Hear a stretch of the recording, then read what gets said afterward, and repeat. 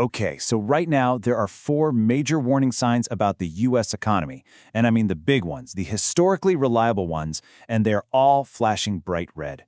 We're not talking about small blips on the radar here. These are major indicators basically screaming that something is up. So first up, we've got this number, 49%. This comes from Moody's AI recession model. Now you might be asking, why should I care about some AI model? Well, here's why. This thing has a near-perfect track record. We're talking about a model that's been successfully calling recessions for the last 80 years. Next, 53.3. That's the Consumer Sentiment Index. And to give you some perspective on that, it's one of the absolute lowest readings in the survey's entire 75-year history. Yeah, that's a big ouch. At the same time, the stock market is sending out its own flare. The Nasdaq, the big tech-heavy index, is down 10.3% for the year. That officially puts it into what Wall Street calls correction territory, which is just a fancy way of saying things are getting pretty rocky out there. And finally, we have the Shiller CAPE ratio, which is kind of this long-term way of measuring how expensive stocks are. It's sitting at 39.7. Now get this, that is the second highest it has been in over 150 years, a level that, in the past, has shown up right before some of the biggest market downturns in history. All right, so what in the world are we supposed to make of all this? Here's our game plan. We're going to start with these warning signs. Then we'll look at the other side of the story, the counterargument. From there, we'll build a practical financial playbook, take a peek at the 3-month outlook, and then we'll wrap it all up with the bottom line.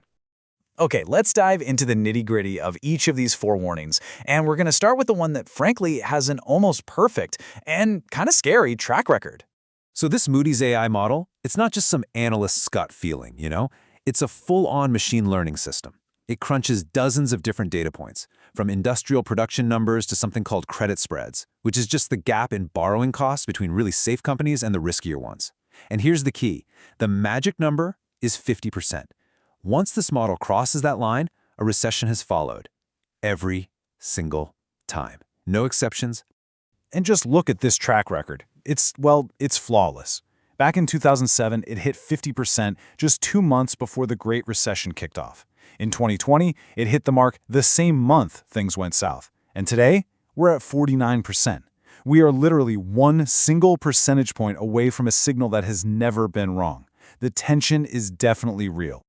Okay, on to warning number 2. Consumer spending is basically the engine of the entire U.S. economy. It makes up about 70% of it.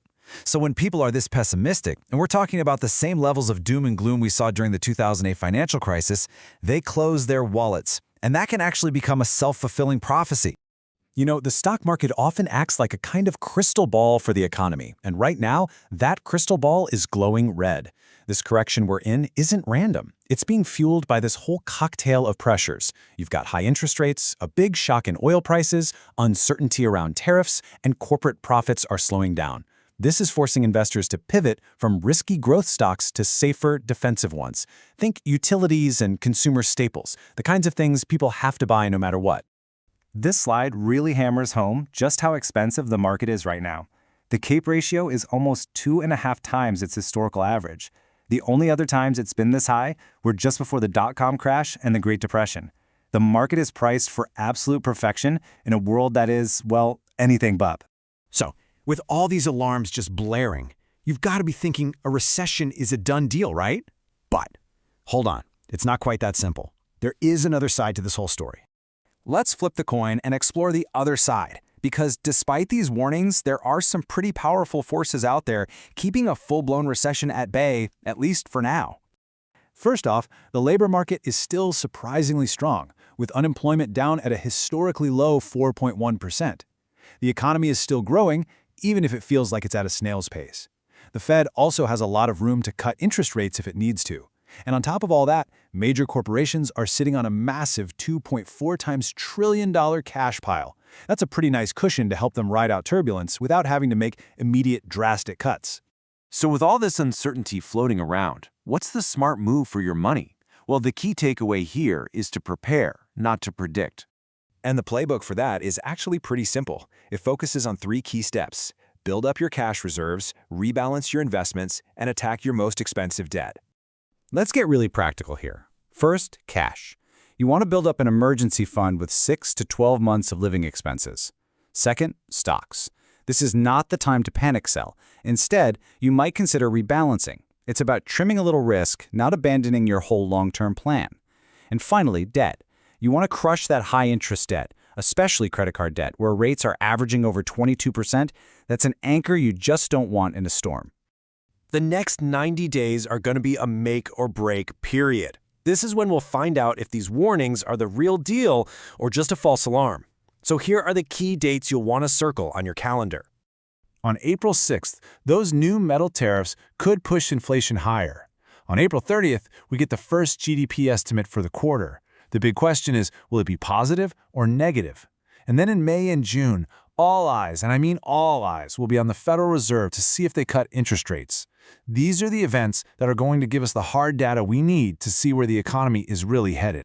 So, after all of this, what's the one thing you should really take away from this explainer? It's this: while all the economists are busy debating, the public is already voting with their wallets. 2/3 of people are cutting back on their spending, and a lot of folks are saving more. This collective behavior can actually slow the economy down all by itself and turn the fear of a recession into a reality. And you know, that really brings us to the core message of all this. The smart play is not to predict whether a recession will happen. It is to prepare for one while hoping it does not. So in the end, the message is pretty simple. The warning lights are on. You can't control the storm, but you can definitely build a stronger ship. What you do next matters so much more than what happens next. So we'll leave you with this one last question to think about. You've seen the data, you've got the playbook. Is your financial plan truly ready for whatever the road ahead has in store? Subscribe for full-length videos on our channel. Visit Convertz.app for free live rates.